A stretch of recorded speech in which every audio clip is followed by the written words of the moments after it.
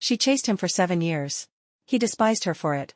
But when she was about to be erased, he left me, on our engagement night, to save her. 7 years of love, he said, shouldn't end like this. What he never knew was, my own mission had failed too. And my punishment was to forget him completely. This video is an original creation of the YouTube channel Romance Grove. Enjoy! I stood on the engagement stage in a pristine white dress, my smile frozen, waiting for my fiancé, Patrick Ford. Below the stage were relatives and friends from both families. The laughter and joy had long faded, replaced by murmurs and confusion. Patrick Ford still hadn't come on stage. He was supposed to be backstage. He had already dressed in his suit. The engagement rings were ready. But he wouldn't appear. The MC urged him 3 times, only to be rebuffed. Miss Lopez, Mr. Ford is on a video call with someone. His expression's terrible. I really don't dare urge him again. The MC gave me a nervous smile. I clenched and relaxed my fingers, remaining silent. He was probably video calling her. Her name was Jennifer. Patrick and I were childhood friends. We laughed and played together, studied at the same schools, from kindergarten to college. Everyone believed we were destined for each other. All our relatives were sure we would end up married. Patrick had sworn he would marry no one but me. He never paid attention to any other girl, including his junior, Jennifer. Jennifer had appeared in our lives 7 years ago, when Patrick and I were sophomores and she was a freshman. She came from a poor mountain village. Her clothes were plain, and she wore no makeup. Yet she wasn't shabby, her eyes sparkled like stars.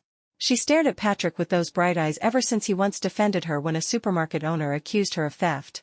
But Patrick didn't like her. He didn't like the breakfast she delivered every day. He didn't like the water she handed him after games. He didn't like the umbrella she held out on rainy days. He especially didn't like her pitiful expression, always claiming it was just gratitude, nothing more. Yet she had just gratitude for 7 years. Even after graduation, she worked near our company just to bump into him once a day. Such persistence. But Patrick was mine. At least, he was mine until he walked onto that stage. Patrick finally appeared. His tie was crooked, his hair messy, his face pale and conflicted. His lips were tightly pressed. The guests sighed with relief and applauded to lighten the atmosphere. The MC grabbed the microphone, ready to begin. But Patrick ignored everything. He walked straight to me, took my hand, and hoarsely said, "Angela, I'm sorry. I have to leave for a bit. Can we postpone the engagement for a month?" "Why?" I looked into his eyes. My gaze wasn't as bright as Jennifer's, and I couldn't tell if he still loved me. He hesitated, glancing away. "The date's not good. Let's pick another one next month." "Is Jennifer in trouble?" I asked directly. Patrick froze.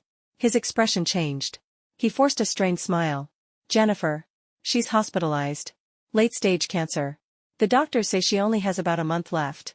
I had it verified. "It's real." No wonder he took so long. He had people verify it. So everything she said was true. She failed to win your love and now must pay the price. I turned my face slightly. This wasn't a secret. Jennifer had told Patrick long ago that if she didn't win his love, she would die. She claimed she would love no one else in her lifetime. Yes, she's being severely punished. She'll die in pain from cancer. Patrick sighed, lips pressed again. He had always hated Jennifer. After being pestered for 7 years, his patience had worn thin. He had even once hit her in a fit of rage. Jennifer had curled up on the floor, crying and apologizing, saying she couldn't help loving him. Crazy woman. That was Patrick's usual opinion of her. Now, that opinion seemed to have changed. The engagement won't take long. "Maybe we can finish the ceremony and then visit Jennifer together," I suggested reasonably. Patrick's expression shifted again. He looked at his watch and said urgently, "Better if I go now. You should rest, Angela." He turned to leave. The tears I had held back started to well. I quickly lowered my head to look at my dress. It wasn't a wedding gown, but it was just as beautiful. So why did it feel as cold and desolate as snow? "Let's finish the engagement first." "It won't take long," I said again, voice trembling. Patrick turned back, took a deep breath. "Angela, I don't want to lie to you. Jennifer said that if I go through with the engagement, it means her mission has failed completely. She will die immediately. So can we wait a bit longer?" He softened his voice. "She might be annoying, but she loved me for 7 years. She doesn't deserve to die like this." I let out a bitter laugh. So Jennifer's mission hadn't failed yet. She was still fighting. I had so much to say, but looking at Patrick's anxious and uneasy expression, I couldn't say a single word. He truly wanted to rush to Jennifer's side. He didn't want to stay even a second longer. Not even for our engagement. I stood silently. Tears finally fell. Patrick patted my head and strode off. Everyone was stunned. Relatives shouted after Patrick, but he ignored them and headed straight for the door. I looked up. My vision blurred with tears. Through the haze, I saw only Patrick's fading figure. The moment he stepped out the door, the world spun. My head throbbed with pain, and I collapsed. Host has failed the mission. All memories of Patrick will now be erased. I woke up in the hospital to see my parents looking at me with worried eyes. The room was filled with relatives and our kind neighbors, Uncle Ford and Aunt Ford. The moment I opened my eyes, my parents burst into tears of joy and finally relaxed. Uncle Ford gritted his teeth. "Angela, you're finally awake. My son has gone mad. I swear I'll break his legs." "Angela, don't take it to heart. We'll make sure Patrick learns his lesson. He really is such a disappointment." Aunt Ford's eyes were red as she promised repeatedly to discipline Patrick. I stared blankly, my mind a complete fog. Patrick. Who was that? Didn't Uncle Ford and Aunt Ford only have a daughter? Since when did they have a son? Seeing my dazed look, my parents became even more anxious. They touched my forehead and held my hands nervously. My mother cried again, grief and anger all over her face. "Just look at what Patrick has done to my daughter. After all these years of love, he ran away at the engagement party. Please don't blame us. I've already sent Emma Ford to find him. We'll get to the bottom of this and give your family a proper explanation," Uncle Ford said apologetically. I blinked and asked hesitantly, who is Patrick? What? All the relatives in the room were stunned. My mother gasped in shock and rushed to call the doctor. The doctor came and ran a thorough examination. The results showed nothing abnormal. Physically, I was in excellent shape and could be discharged at any time. I just couldn't remember how I ended up in the hospital. It felt like I had forgotten quite a lot. The doctor suggested I stay for 3 days under observation. If nothing changed, I could go home. During those 3 days, my parents and the Fords refused to leave my side. They ate, slept, and cared for me in shifts. I started feeling embarrassed. It was fine with my own parents, but Uncle and Aunt Ford were being overly kind. I didn't know how to handle it. I told them to go home. I was fine. They exchanged glances, both looking a bit odd. "Angela, have you really forgotten Patrick? You're our daughter-in-law. Of course we should take care of you," Aunt Ford said, displeased by my distant tone. I gave an awkward smile. "Patrick? Who exactly is he? Don't tell me I'm his wife." "You two were about to get engaged." There was just a little hiccup. Uncle Ford replied and took the opportunity to tell me about Patrick and me. He recounted the engagement party and even our childhood stories, how we walked dogs and climbed trees together. "When you were 7, our families went to the beach. You were swept away by a wave, and Patrick jumped in after you without thinking. If the lifeguard hadn't arrived in time, you both could have." Uncle Ford watched my face closely, hoping for a flicker of memory. I gave a dry smile. I had no recollection. Not even a trace. He grew anxious, and Aunt Ford sighed. Maybe she was too upset. "Just rest and don't overthink it." But I wasn't upset. I didn't even know Patrick. What was there to be upset about? The second day in the hospital, the weather was lovely. I felt great, scrolling my phone and nibbling on pastries. Uncle Ford was outside on the phone, his voice loud and furious. "You little brat, Angela's in the hospital and you won't even come see her? I'll beat you to death." "You can't leave? I don't care if you're dying, crawl over here." "Hey. Hello?" Clearly, the call was cut off. He called again, but the line was off. Next to me, my mom shook her head. "Since yesterday, your uncle and aunt have made dozens of calls. Patrick finally picked up one today." She was furious and deeply disappointed in him. I simply shrugged and went back to my phone and my pastries. In the afternoon, Emma Ford arrived. She was Uncle Ford's daughter, and we had been close friends since childhood. She rushed in to check on me. Seeing my rosy complexion and natural expression, she sighed in relief. "Sis-in-law, relax. I already gave my brother a good scolding. He's such an idiot. I swear, I could die from how mad he makes me." Emma was always outspoken, but she usually held back in front of elders. She must have been genuinely furious. Uncle Ford asked anxiously what had happened. Emma took a sip of water and explained, "It's Jennifer again. She's always had a thing for my brother. She even once stood outside our house in the rain for a whole day and night. Now she's got cancer and doesn't have long to live. She wants my brother to accompany her through her final days." And he agreed. They've already moved to the seaside villa so Jennifer can gaze at the ocean every day. Emma grew angrier as she spoke. She slammed the table. I went after them and caught my brother pushing Jennifer on a swing. She looked so damn happy, I nearly exploded. She clearly knew everything. She had gone to confront Patrick in person. My parents were livid. Their faces turned ashen, almost shouting out loud. Uncle and Aunt Ford were equally furious. Aunt Ford nearly fainted. Uncle Ford clenched his teeth. Patrick, you bastard. Then he turned to my parents, apologizing profusely. Angela, I'll personally drag Patrick back here and make him kneel to beg for your forgiveness. Aunt Ford agreed and urged him to go. I blinked and kept eating pastries, as blank as ever. Emma was a little stunned. She asked cautiously, Sis-in-law, are you okay? Of course I was okay. Why wouldn't I be? The pastries were delicious, and my phone worked fine. I'm great, really. Quite entertaining, actually. Ha! I truly found this whole Patrick situation amusing. It was absurdly dramatic. Everyone exchanged glances. My parents, now both angry and worried, had me examined again. The results were still normal. But no one believed it. Without another word, Uncle Ford stormed off to hunt Patrick down. On the third day, he brought Patrick back. My parents, Aunt Ford, and Emma were all present. The moment Patrick stepped into the room and saw me, guilt and worry filled his face. Angela, are you okay? I wanted to come sooner, but Jennifer had just gotten out of the hospital and needed care first. He sat down to apologize. I stared at him. Honestly? This stranger was very handsome. 6'2", tall and lean, with sharp features and big eyes. It would be hard for anyone that good-looking to be ugly. Uncle Ford, Aunt Ford, when did you get such a handsome son? I said cheerfully. Patrick froze. His brows furrowed. He reached for my hand. Angela, it's me, Patrick. We're childhood sweethearts. Don't say things like that. Before he finished, I instinctively yanked my hand back, frowning. Who the heck was this guy? Why was he touching me? Patrick froze again, then lowered his head and gave a bitter smile. Dad says you have amnesia. But I know you're pretending. You hate me now. I deserve it. Angela, please let me explain. He reached for my hand again. I frowned even deeper and flung his hand off. What are you doing? Don't touch me. Patrick hadn't expected such a strong reaction. He looked embarrassed and humiliated. He lowered his head and clutched it with both hands. I won't touch you anymore. I know I hurt you deeply. But Jennifer is dying. You know this. She's going to die. She's had a miserable life, born poor, always suffering, never a good day in her life. Patrick looked up. She wasted 7 years of her youth on me. Now she's dying. I can't just sit back and do nothing. I can't watch her suffer. Is one person's life not more important than our engagement party? He was questioning me. My parents were absolutely furious. Uncle Ford slapped Patrick on the head. Shut up. This isn't about the engagement party anymore. Who matters more, Jennifer or Angela? Dad, you can't compare it like that. Jennifer has cancer. She sacrificed so much for me, Patrick argued. I felt irritated.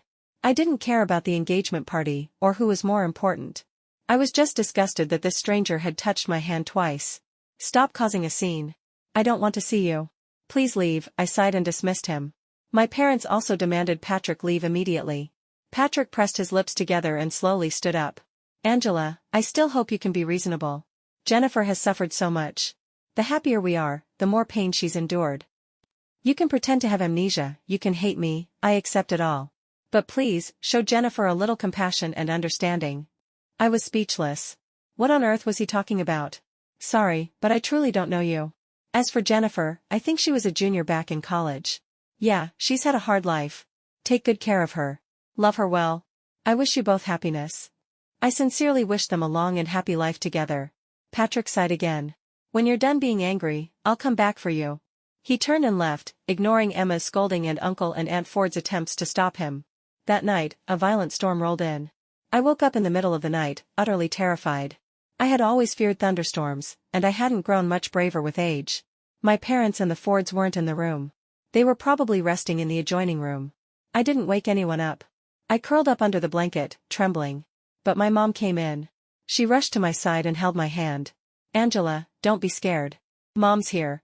I relaxed. Even the storm outside didn't seem so scary anymore. She touched my forehead and sighed. I remember back then, whenever there was a thunderstorm, Patrick would run over in the middle of the night holding an umbrella, just to be with you because he knew you were afraid. Really? Yes, he was so worried about you. I remember once, during a particularly loud storm, you were sobbing in fear. Patrick ran barefoot to our door, shouting for you not to be afraid. He ended up with a high fever for days after getting soaked. Really? I felt nothing. I smiled and said, that was foolish, wasn't it? My mom hesitated. Angela, have you really forgotten Patrick? So she was doubting me too. After all, the medical test showed nothing wrong. Mom, I don't know Patrick. I don't even like him. My first impression of him was terrible. Please don't mention him again. She seemed to be thinking deeply but eventually just coaxed me to sleep. After being discharged, we rode with Uncle Ford to his villa. The housekeeper had already prepared lunch. Many of the Ford relatives had arrived to celebrate my recovery. Angela, today we're here to celebrate your recovery and to apologize. Please don't blame us. It's our fault for not raising Patrick properly, Uncle Ford said with sincere guilt. I quickly waved it off. He had taken care of me at the hospital these past few days, he had done enough. The meal was lively. The Ford relatives took turns offering kind words, hoping I would forgive Patrick. They were worried I might call off the engagement. Our families had deep business ties, and our villas were right next door. A falling out would be messy. But I really didn't know this Patrick. Uncles, aunties, you've all been friends with my parents for years. No matter what happens between Patrick and me, it won't affect our family's relationship. Please don't worry. I gave them a dose of reassurance. They visibly relaxed. Aunt Ford chimed in at the perfect time. Angela, once Patrick returns, we'll hold a grand engagement ceremony for you. We won't let you suffer any grievances. Just as she finished speaking, the butler came in to report that Master Ford had returned. Everyone looked toward the entrance. Uncle Ford looked pleased and stood up. I scolded that boy. Looks like he finally came back to apologize. But his face immediately changed, because Patrick wasn't alone. Jennifer was with him. Jennifer was thin and frail, wearing a white coat and a thick hat. She clung weakly to Patrick's arm, standing timidly in the doorway. Everyone froze. Uncle Ford was furious. Patrick, are you insane? How dare you? Jennifer jumped in fright and lowered her head, nervously twisting the hem of her coat. Patrick tried to explain, Dad, don't scare Jennifer. She was terrified by the thunderstorm last night and didn't want to stay by the sea. So I brought her home. You guys usually aren't home, and I didn't know you were having lunch. Shut up. You're insane. Get out. Take Jennifer with you. Uncle Ford shouted. Jennifer trembled even more and began to sob quietly. I was curious. What did the protagonist of this melodrama look like? I hadn't seen Jennifer, my junior in college, for years. So I walked over, motioning for Uncle Ford to calm down. Patrick met my gaze, eyes flickering with guilt and discomfort. I ignored him and looked at Jennifer. She peeked up slightly, revealing a pale face and sparkling eyes. Her eyes were dazzling, brighter than the stars. Despite her bloodless complexion, those eyes made her look like a delicate beauty. Back in college, she had been modestly dressed, her clothes old, her demeanor full of insecurity. Now she still seemed timid, but more pitiable, someone who easily drew sympathy. Jennifer, it's been a long time, I said with a smile. Jennifer stood frozen, staring at me in confusion. Patrick spoke up. Angela, this is all my fault. Don't blame Jennifer. I'll take her away right now. He tried to pull Jennifer away. She looks like she could be blown away by a breeze. Why are you dragging her around? Let her stay here. The environment and air are good, and we can call a private doctor anytime. It's perfect for her recovery. I made the suggestion. Jennifer froze. Patrick didn't freeze, but he did look angry. It seemed that my overly gracious attitude was something Patrick couldn't accept. He thought I was being sarcastic. Angela, what do you want exactly? I said I'd get engaged to you in a month, why must you make a fuss? Why are you dragging Jennifer into this with your passive-aggressive tone? She doesn't have long to live. Can't you just let her be happy for a while? Patrick grew increasingly agitated. I was baffled. Why are you angry? I was just expressing concern for my junior's health. A terminal cancer patient shouldn't be running around like that. First of all, I'm not being passive-aggressive. Second, I won't be getting engaged to you in a month or ever, because I don't like you. And lastly, I really, truly don't know you, so please watch your tone. I warned Patrick. Everyone behind me fell silent. Even Jennifer said nothing. Patrick exploded with rage. He grabbed Jennifer's hand and stormed into the villa. Fine, Angela Lopez, you really are something. Keep pretending. I'll accept your suggestion. Jennifer should absolutely stay here to recuperate, this place is perfect for that. He was furious. Uncle Ford snapped, Patrick. Stop right there. Who allowed you to bring an outsider home? Angela Lopez did. Patrick's anger sealed the deal, and Jennifer moved in. The relatives were all fuming, voicing their indignation on my behalf. I couldn't care less. I just wanted to go home. Fortunately, we lived in the same neighborhood. My family's villa was right next door. Back home, my parents ranted about Patrick and fretted over how I'd been wronged. But I didn't feel wronged at all. In fact, things felt just fine. That night, it thundered and poured again. Summer storms always came fast and loud. I curled up in bed, trembling. I was still terribly afraid of thunder. Suddenly, I remembered what Mom had said, how Patrick would come over during storms to comfort me. But that wouldn't happen now. He probably had his little darling Jennifer to tend to. Just then, the doorbell rang. It was barely audible over the storm, but my phone pinged with a visitor alert. Someone had shown up in this weather? Mom answered the door and let the visitor in. I strained to listen and heard Patrick's urgent voice. Angela is afraid of thunder. Every time it storms, she calls for me. If I don't come, she won't sleep. Angela's already asleep. You should leave, my mom said coldly.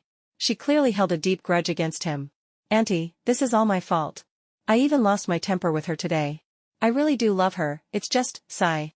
May I please see her for a moment? No, my mom rejected him flatly. Patrick fell silent, then sighed. Please tell Angela. I know she hasn't forgotten me. I'll wait for her forgiveness, even if it takes a lifetime. Ugh. Disgusting. His words gave me goosebumps. I wasn't even afraid of the thunder anymore.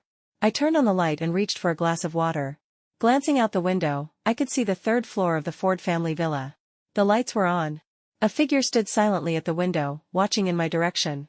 Startled, I took a closer look. Was that Jennifer? She stood there like a ghost. I figured she must be watching Patrick. I quickly pulled the curtains shut. Otherwise, I'd have nightmares. After the night of rain, the earth smelled fresh and clean. Emma came over to visit. I was having breakfast, and she casually grabbed a bottle of milk. Sis-in-law, I'm seriously losing it. Now I have to live with Jennifer. My parents went back to work, and I feel like I'm suffocating. It was just her, Patrick, and Jennifer in the house now. My parents are furious. They froze my brother's cards. But he still has savings and a terrible temper. He said if we kick Jennifer out, he'll leave too, and never come back. Emma grumbled nonstop. I couldn't help but chuckle. What a devoted fool. Sis-in-law, I can't take it anymore. We need to get out. Let's go to our university's anniversary celebration tomorrow. I paused.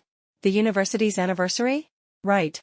Our alma mater was holding a celebration, and alumni were invited. Emma was actually my junior by a few years.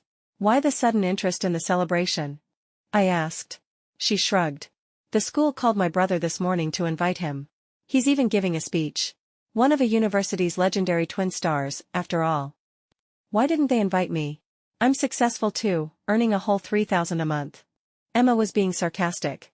Her salary was just nominal. Her real allowance was in the tens of thousands.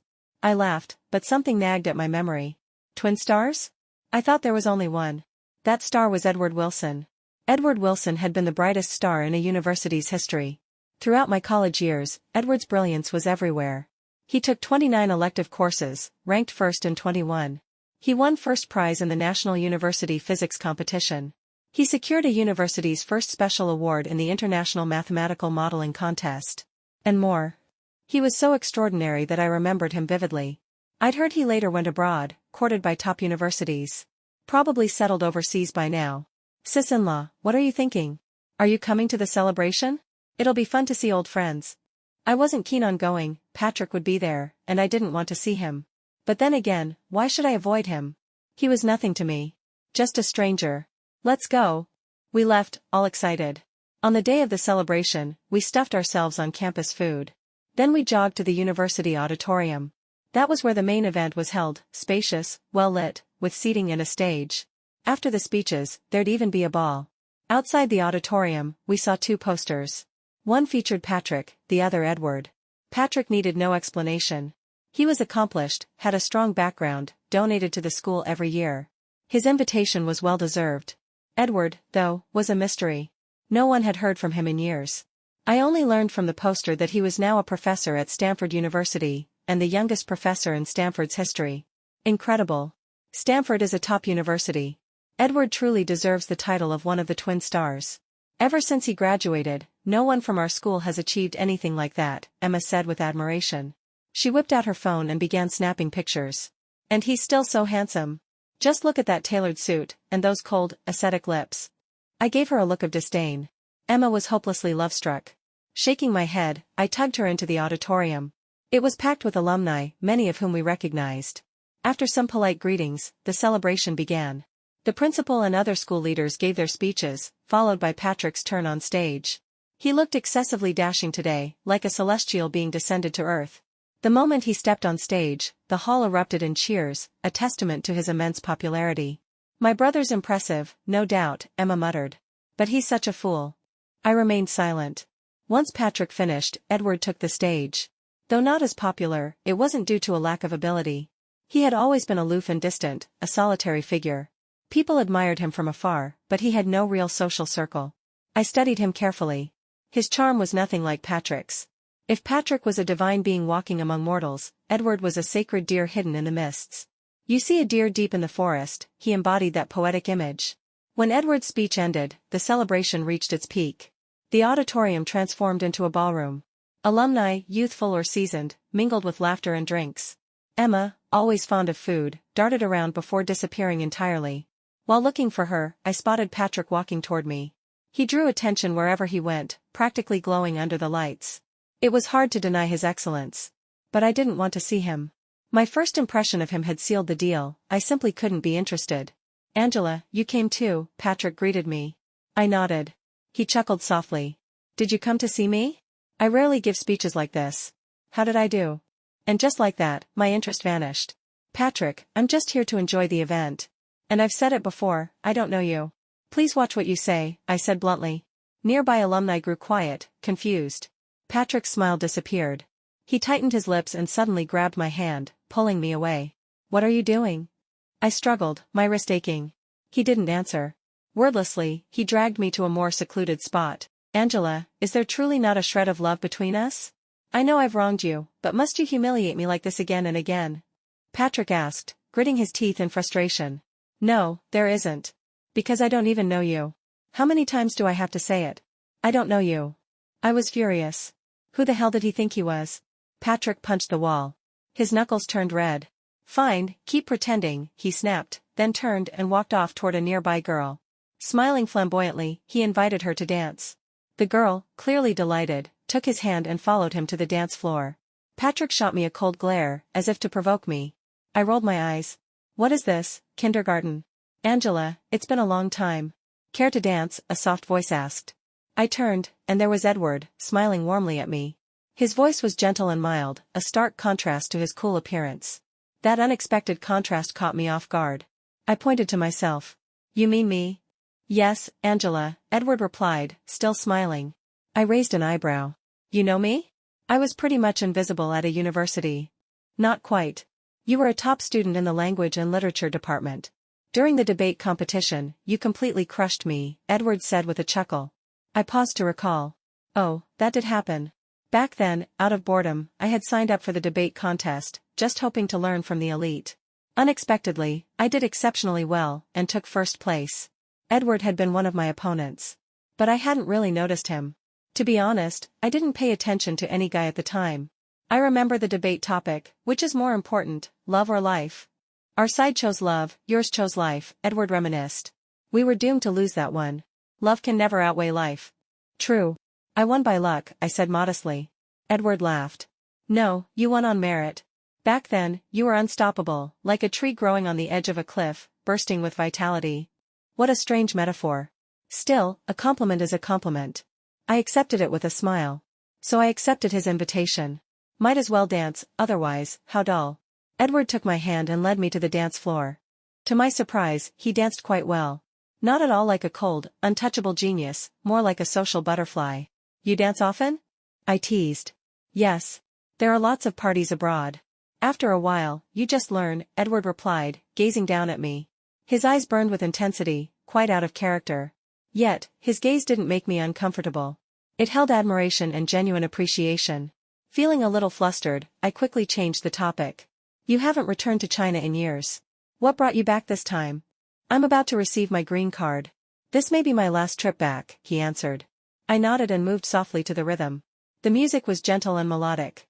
Laughter filled the room as alumni enjoyed the evening. I was thoroughly enjoying myself, until someone bumped into Edward, nearly knocking him over.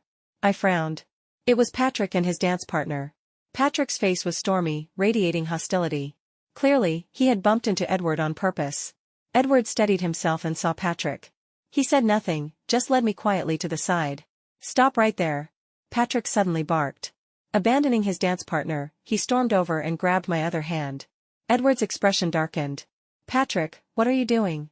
Edward, don't you know Angela is my fiancée? What's the meaning of this? Patrick snapped. Whispers spread through the crowd. Everyone stared, stunned. I felt beyond embarrassed. Were they seriously fighting over me like I was some prize? Did I have any dignity left? Patrick, are you insane? I yanked my hand away. I'm done here. Edward didn't want to lose face either, so he pulled me along to keep walking. Edward, I'm talking to you. Patrick grew more furious. I didn't want to make a scene, but don't take my kindness for granted. Patrick had clearly lost control.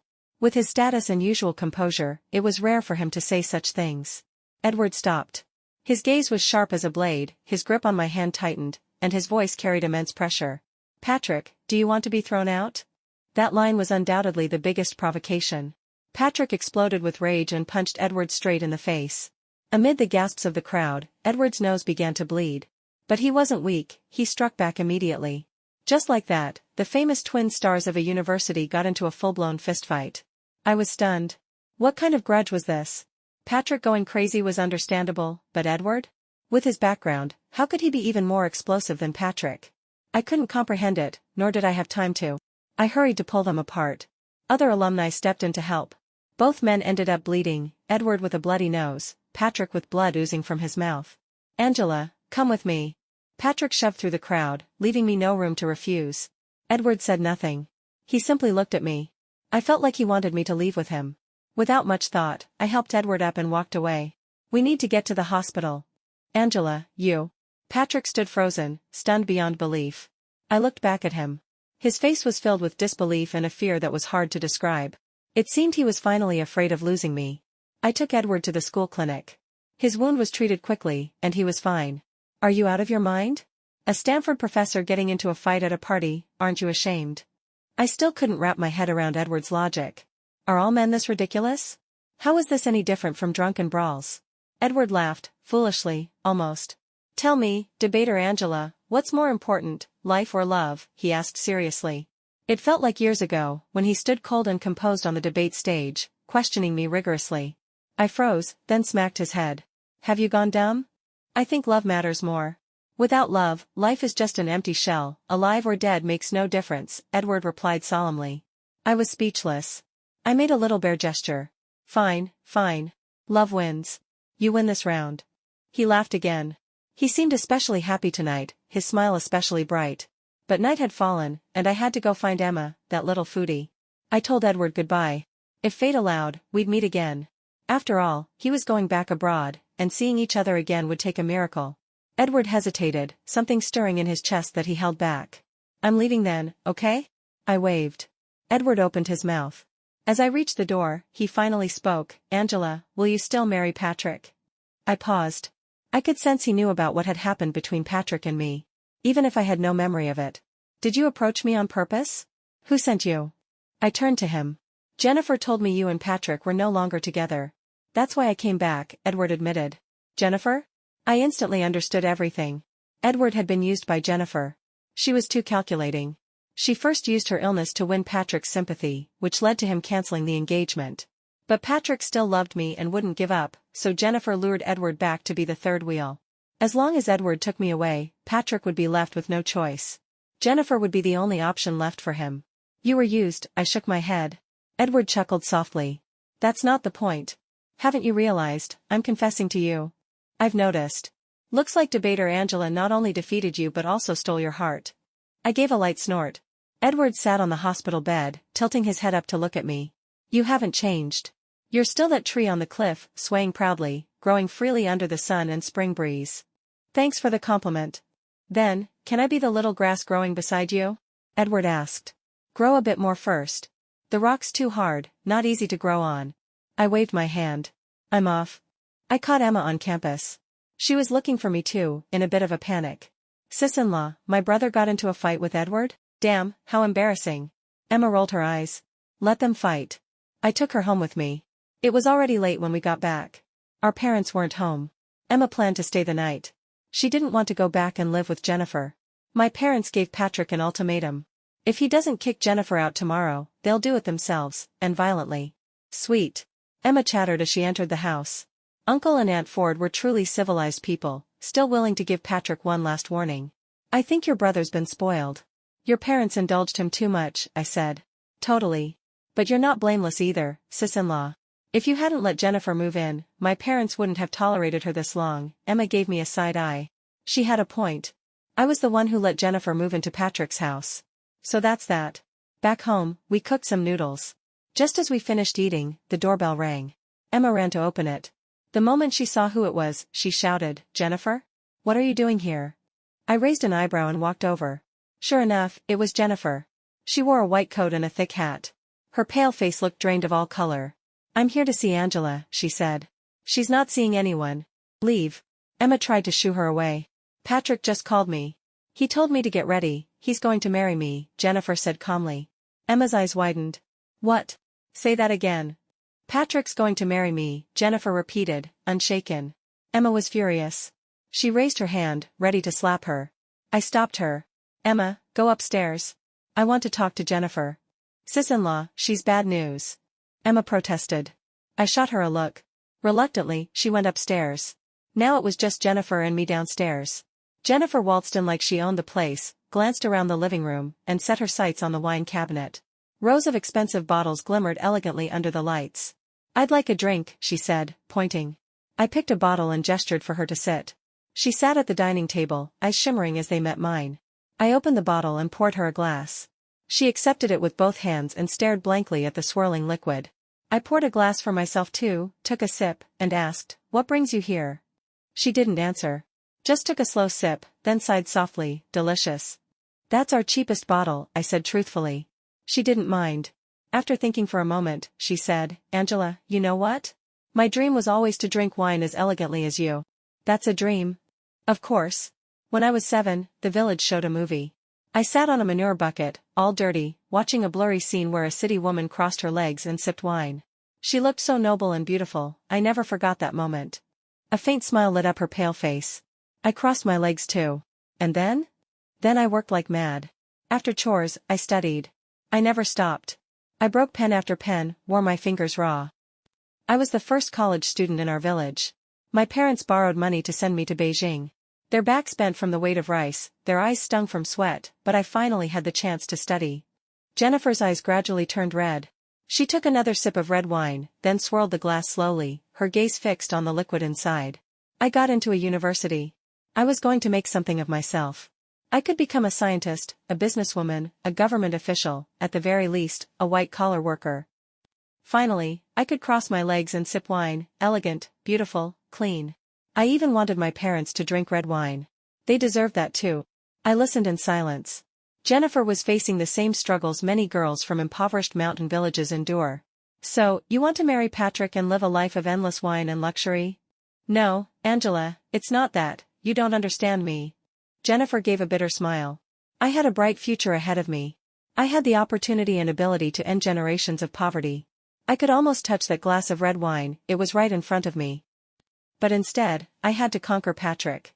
Isn't that ridiculous? I spent 7 years, my youth, trying to win over a man." Jennifer started laughing, louder and louder. Tears surged from her eyes like a flash flood through the mountains. "Do you know what that's like? Being forced to pour everything into winning over a man." I couldn't focus on my studies. I couldn't make progress or finish my coursework. My whole life revolved around him.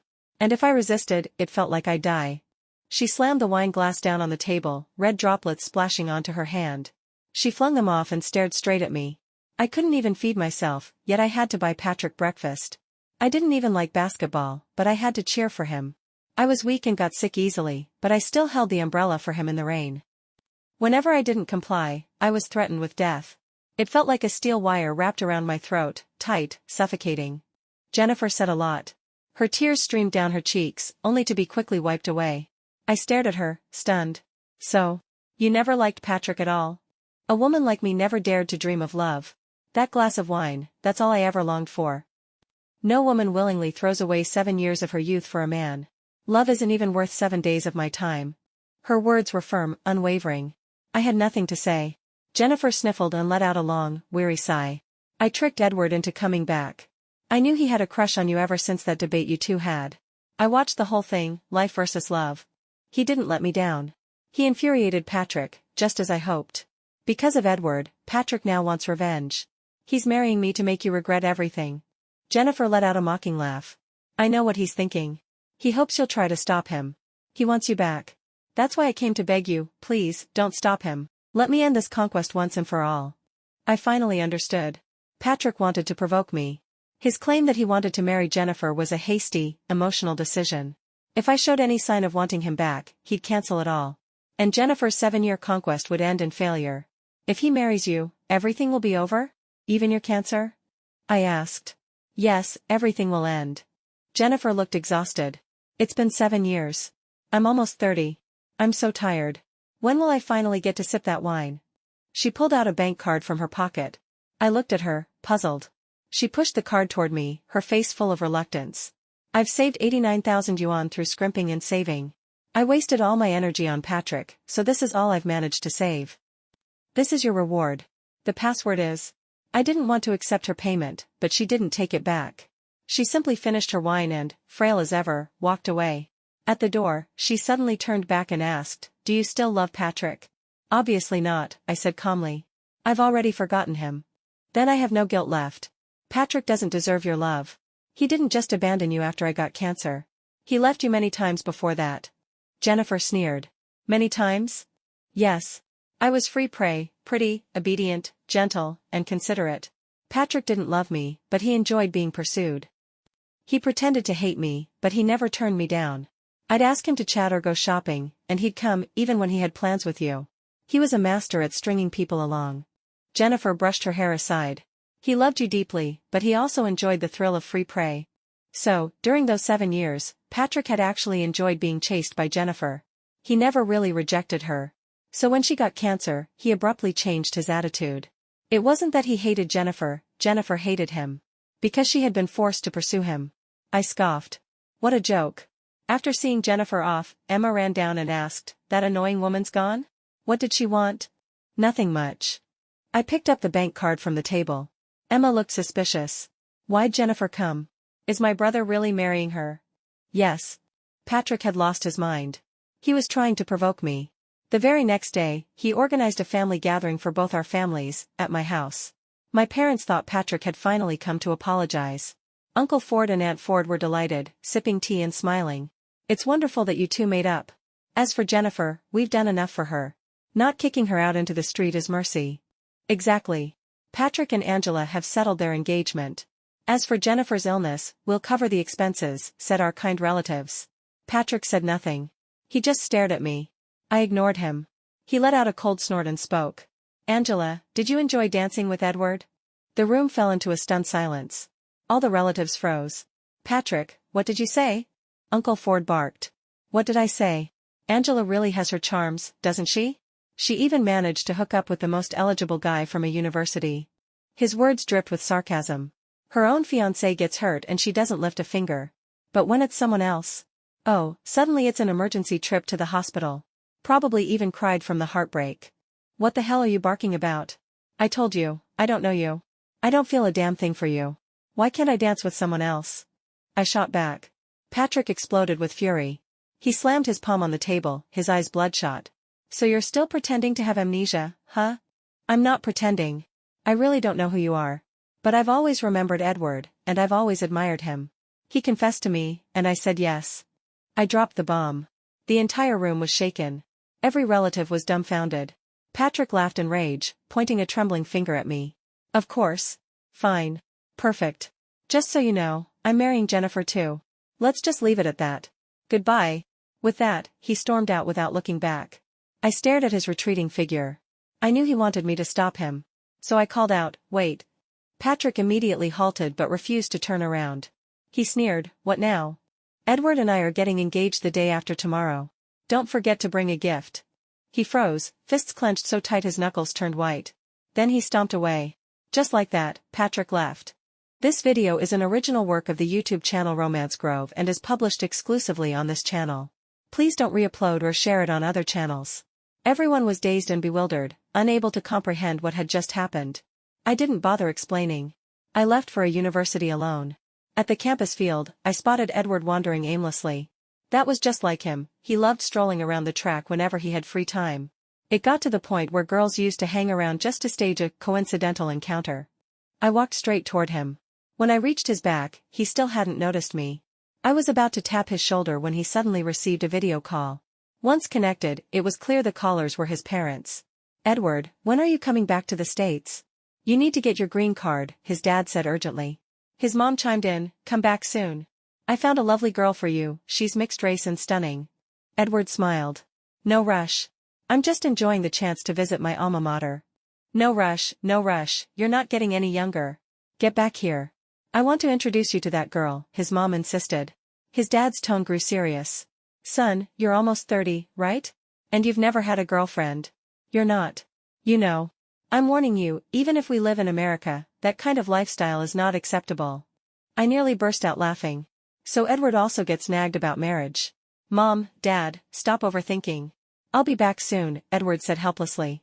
After the video call ended, he went back to wandering. I jumped next to him and shouted, "Boo!" Edward flinched, then chuckled when he saw me. "Debater Angela, tell me, what's scarier, people or ghosts?" "Stop right there. I'm done debating." I really couldn't deal with him. Edward nodded with a grin. Without wasting time, I pulled out my phone and took a selfie. He looked surprised and immediately tensed up, his cheeks stiff. "Why are you nervous?" "It's just a selfie," I said, exasperated. "I don't know. I just never imagined that the legendary debater Angela would take a selfie with me." He looked ridiculously handsome, even when nervous. I snapped a quick shot and posted it to my moments. "We're together now." Edward was stunned. He stared at my post in disbelief. "Angela. Are you serious?" he asked, not blinking. I nodded. "After all these years, you're the only one who ever made me feel something." "What about Patrick?" "Who's that?" I honestly didn't know who he was. Edward stared at me for a long time before urgently calling his parents.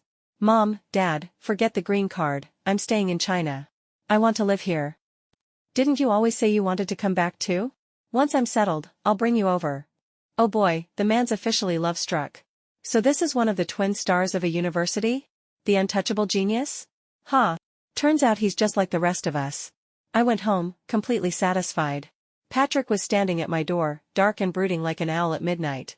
He was radiating hostility, head down, body trembling slightly. As I approached, he looked up, lips trembling. "You're really with Edward?" "Yes," I said openly. "Angela, do you really not love me anymore? Just because I tried to save Jennifer, you hate me that much?" "Sorry. I don't even know who you are. How could I possibly love you?" I laid it out plainly. Patrick closed his eyes. His voice squeezed from his throat. "Fine. Fine. Just don't regret this. Don't you dare regret it." He walked away completely heartbroken. Soon after, I heard a furious argument erupt from his house, Uncle Ford's shouting, Aunt Ford's crying. Then came the roar of an engine. Patrick drove off with Jennifer in his sports car. Later that night, I saw Patrick's social media post. "To have you in this life, what a blessing." There were 2 photos attached. One of him and Jennifer together. The other? Their marriage certificate. Sis-in-law, Patrick's lost his mind. He's gone insane. Emma came running, face pale. "He married Jennifer, didn't he?" I said calmly. "Yes. He fought with the whole family, grabbed the household register, and ran off to marry her. It's over, it's all over." Emma was nearly in tears. I guess I couldn't be her sister-in-law anymore.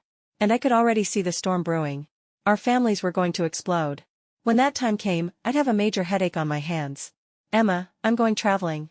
Tell everyone not to look for me. I'm fine, and I have Edward now." I had to leave before the storm hit. That very day, before any relatives could track me down, I packed a few things and slipped away. On the road, I messaged Edward and told him to pack up and join me for a trip. By nightfall, we were seated across from each other on a high-speed train, smiling. "Debater Angela, where are we headed?" "Somewhere fun. I'll travel for a month before thinking about anything else." A month should be long enough to avoid the fallout. Edward followed my lead without complaint. We went wherever we pleased, eating, drinking, sleeping, living as we liked. He was such a gentleman. Even when we shared a hotel room at night, he wouldn't dare touch me, lying stiff as a board like a corpse. But I wanted to touch him. Who wouldn't want to? He was so handsome.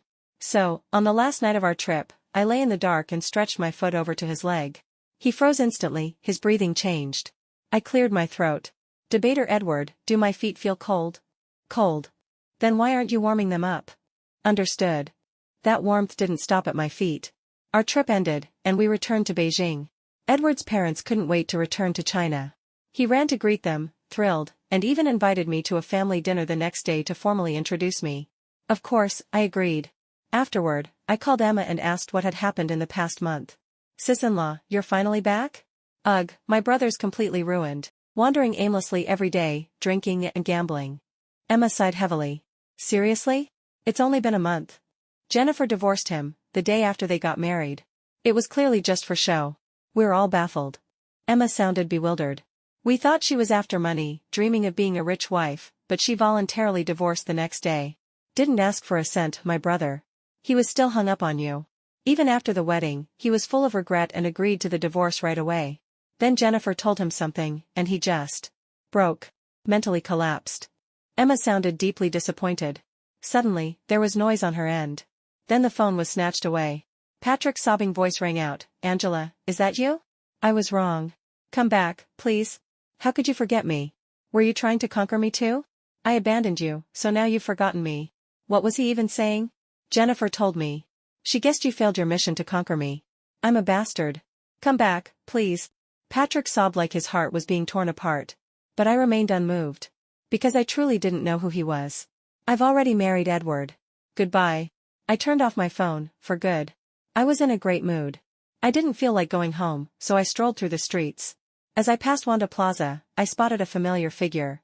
She wore plain clothes, no makeup, and was passionately handing out flyers. I stood and watched, her smiling cheeks, her slender frame bathed in sunlight, her hair fluttering in the wind. And her sparkling eyes. She was like a tree clinging to a cliff's edge. That's what a true cliff-edge tree looks like. I ran over to her. She paused upon seeing me, then grinned. Want a drink? There's a coffee shop over there. I've got a bottle of red wine in my bag. Where'd you get wine? From Patrick's house. I couldn't let those 7 wasted years go just like that, so I took his most expensive bottle on the way out. Well stolen. Let's go drink. Half a year later, I married Edward. My family had long since moved away from that neighborhood. As for Patrick, he'd completely fallen apart, drinking, gambling, doing nothing with his life, ruining his own company. His parents, heartbroken, got sick and eventually gave up on him entirely. The next time I saw Patrick was on Christmas Eve, on the street. He revved his sports car loudly, a heavily made-up woman beside him screaming in excitement. From afar, I watched him swagger out of the car with the woman on his arm, spitting on the ground. He was no longer the graceful, dashing twin star of a university, just a mess of a man. Damn it, so many people. Where's that bar we went to last time? Patrick cursed as he looked around. The woman giggled. I forgot. Where was it again? Patrick froze, then turned and shouted, forget what? You better remember. Don't you dare forget. The woman trembled, apologizing profusely. Remember. Think harder. Patrick slapped her. She quickly pointed. I remember. It's that way, over there. Satisfied, Patrick draped an arm around her and walked toward the bar, until, halfway there, he suddenly burst into tears, collapsed to the ground, and wailed like a child. Later, I ran into Jennifer again. She no longer handed out flyers, she had passed the civil service exam back in her hometown. After all, she graduated from a university.